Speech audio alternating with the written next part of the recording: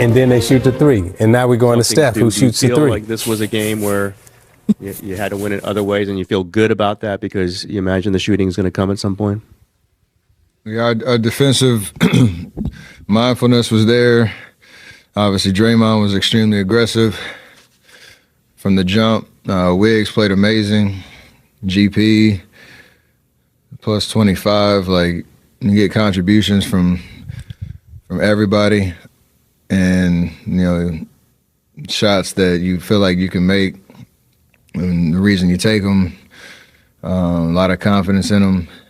You hope that they'll start to fall, but the fact that we can control a game from the jump the way we did, handle that run the way we did, and then close out our fourth quarter strong was exactly how we expect to play, and just a matter, can we take it on the road and win a must-win game on Friday.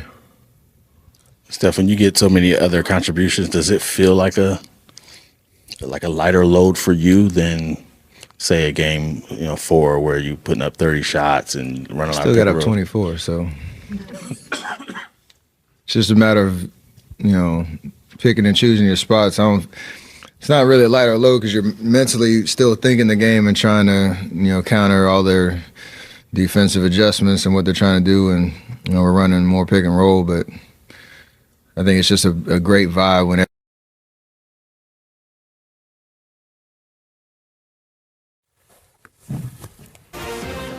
overcame so many things. How much confidence? Do you guys ever get phased? Yeah, it's coming off of tough losses. You get kind of shell-shocked, and you have to look yourself in the mirror and understand what adjustments you need to make, and nobody likes that feeling. So there's a sense of being phased by that, but it's, to your point, we've figured out all the puzzles in the course of our history in the playoffs, and I was calm mostly just because you remember just to have fun and enjoy this experience and the opportunity that we have to play at this level. Like, we're competitors, and you hate to lose, and you're doing everything you can to avoid that feeling. And even down 3-1, you understand what's at stake and what the consequences are if you lose another game. We're still living in that, but it's still reminding yourself to enjoy this, enjoy the competition, enjoy the work that goes into preparing yourself mentally and physically for each game, and then you allow yourself to get lost in the game that way. I think that's the best way to kind of approach it based on all the experiences that we've had. So, we have a lot of confidence that we can come back in this series, and until otherwise, we stay in that kind of mindset. Steph, how much emphasis was it to play as fast as you possibly can, to just kind of run it at them as much as possible? Maybe not just for this game, but knowing that they've got a couple of guys that they really rely on, and maybe to get them running too. I think it's up to mostly me, Draymond, JP when he's out there to do that, to push the pace. It's important just because they're at times a big team with AD. He puts a lot of pressure on you on the offensive end, so you try to create whatever advantage you can. That's a big thing, and part of that is just trying to keep them off the foul line as much as possible, just because that slows the game down and gives them free points, and they get to set their defense. So you want to get stops, but even if they do score, that is our advantage in the series, is our speed, and the fact that I can push, Draymond can push, JP can push. We got guys running the lane in transition, space on the floor, so it's hard to do, but it helps us counter what they do well. Steph, apart from the conversations that you guys are going to have as a team, that you're going to have with the coach, what are you going to do to prepare yourself to take this momentum following to Game 6 in LA and be able to bring it back home on Sunday? I think just kind of take stock of what's happened Game 3, 4, and tonight, what we've done well. Like, even the mental preparation is, understanding that we've played well enough down there to have won, both of those games. I know game 3 was a blowout, but the first half, like there was a lot of good that we showed, and then obviously game 4, knowing how that went. So accepting, our shortcomings there, but also understanding, we can make the necessary adjustments to hopefully get off to a good start in game 6, give ourselves some momentum, put some pressure on them, and bring the effort and the competitiveness and the same fire we had tonight. So, that's the game plan, and again, just get lost in the game down there because it's going to be a fun atmosphere. Do you like it when a playoff series dictates you guys run more pick and roll? I mean, obviously we know, traditionally what you guys like to do, but is it fun when it kind of demands it more? It's more the narrative of just how hard it is to win 4 games in any series and the different adjustments that you have to make. Like, we've been in however many, 29, 30, whatever series it's been since this run started. Whether we've swept a team or gone to 7 or lost, like it's always that game-to-game kind of adjustment that you love the most. Whatever the answer is, doesn't really matter. So, and we're also capable of playing a lot of different ways because of our personnel and the way that we do things.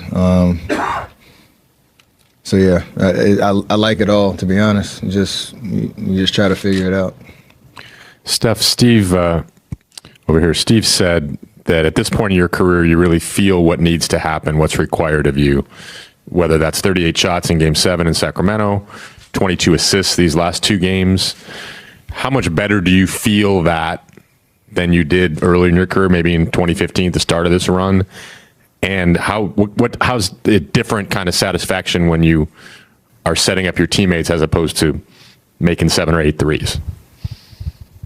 I mean, it's the body of work that you can kind of tap into to, again, know how many different scenarios and situations that you've been in that I can build, tap into that confidence that I can do whatever the game requires. I just love this stage, so much, and not afraid of anything that's going to happen, and the outcome is just, again, getting lost in the game and understanding the versatility of being able to play a lot of different ways, and the confidence that I've been able to do it for a long time. So, and the trust that I have in my teammates to be along that journey with me. So, it's nice and blessed to be able to keep doing it even at this stage in your career. So, I don't want it to stop anytime soon. Steph, with AD and his defensive impact, I don't remember seeing a guy that has created this kind of hesitation for your whole group around the rim. If you look at the series before tonight, were there times when maybe all of you look at the film and were there overcorrections? Were there just a lot of times when you see opportunities where because of the impact he's having, there's second guessing happening, and then why was tonight different? He's a great defensive player. Like, he's smart. He's got size. He can move his feet. They have a certain system that tries to funnel everything to the paint where he's usually standing and disrupting a lot. After game 1, you just had to feel it, for 48 minutes just to understand it was totally different than the Sacramento series. Like, they didn't have anybody with that type of presence. But there's also counters to it, and you got to trust that that you can create a good shot even with his abilities out there. You still get kind of lulled into it from time to time. Just that's how basketball goes, and he makes some amazing plays. But when we're decisive and we're organized in terms of our spacing and understanding you might not get all the way to the basket because he's down there, but somebody's going to be open and there's going to be another option. When we're locked in like that, good things happen. You look at the last 3 minutes of game 4, like we kind of abandoned the things that were helping us, and you see the results. So it's just a matter of just being mindful of what you're trying to do at all times, knowing that he is a great enough defender that it requires it. Quickly to that point, did you find something tonight? Does it feel like you found something with him? No, it was more of the same of what we've done through the good parts of game 3 and 4, mostly 4. So just gotta continue. You have to make him work. Like he's gonna make plays, and whether it's in the pick and roll or whether it's off the ball. But when we're organized, good things happen. Steph, Draymond, back in game 5 against the Kings, Draymond scored 20 points. Tonight, he scored 20 points. Besides just giving you another scorer, what does it do for the team when he's just being aggressive and attacking like that? It just keeps everything balanced in terms of countering what teams try to do to take away our threes, our clean looks at the 3-point line, driving lanes where help defense is usually coming from. And I told him every play he made tonight, like I love that aggressive, nature because it just keeps the defense honest, and he's capable of making plays. So the first 3 was big to kind of get everybody's morale up, the emotions high. But then he was assertive, getting into the paint, finishing at the rim. He had a big shot in the 4th off of kind of a late second broken play. Timely baskets, and you have to keep the defense honest so they can't kind of load up, other places. Steph, so how much do you like the Andrew Wiggins, the aggressive, he shoots 3 and attack the rings a lot? It's the best version of who he is and how he can impact games. He played great defense all night on Bron, even though he made some tough shots. Like you said, the rebounds, the offensive aggressiveness, him getting up 18 shots is huge. We need that every night. And it's on us as a team to feature him too, at certain points of the game because he has such an athlete and he can create his own shot. Gotta feed it to him and let him do what he does. Steph, at the start of the series, it was you guys were throwing flowers at each other. LeBron, Steph, you guys, your longevity, everything else, and now it seems like Steve is talking a little bit about how the Lakers play. Darvin's talking a little bit about how you guys play. Do you feel like it's getting a little chippy? Does it feel like a chippy, more physical playoff series to this point? I've seen it way worse. But the more you play a team, the more stuff comes out, and the power of this microphone and the gamesmanship back and forth, like it's all a part of it. Nothing that is surprising, even from game to game. So, there's respect, but there's competition, and everything is catered to just trying to win 4 games. That's what you expect. So, yeah. As a quick follow-up, do you anticipate AD will play Game 6? I have no idea what happened to him and what his situation is, so I would say yes, but I have no idea. We'll have Andrew Wiggins in here.